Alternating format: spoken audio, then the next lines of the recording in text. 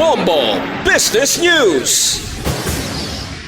Kabombo Martes subong adlaw ginpatuman ang big time oil price or rollback diri sa Pilipinas. Sila sa Department of Energy yari ang adjustment. Sa diesel, may rollback nga 9 pesos and 4 centavos. Tubtob sa 11 pesos and 4 centavos kada litro. Sa liwat, 9 pesos tubtob 4 o kung 9 pesos kag 4 centimos, tubtob 11 pesos kag 4 centimos kada litro. Sa gasolina may pagdumbo man nga 3 pesos and 90 centavos, tubtob sa 5 pesos and 90 centavos kada litro, 3 pesos and 90 centavos tubtob sa 5 pesos and 90 centavos per liter. Sa kerosene ang ginubo, 9 pesos and 82 centavos tubtob sa 11 pesos and 82 centavos. 9 pesos kag 82 centimos tubtob 11 pesos kag 82 centimos kada litro. Samtang yari ang price range bangod sina nga adjustment.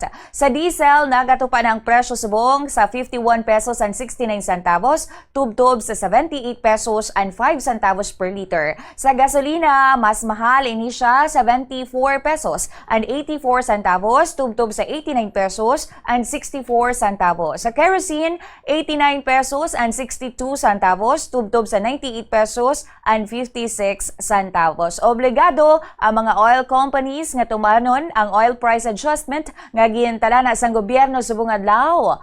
Nilabi na nga ara gihapon ang Pilipinas sa State of National Energy Emergency.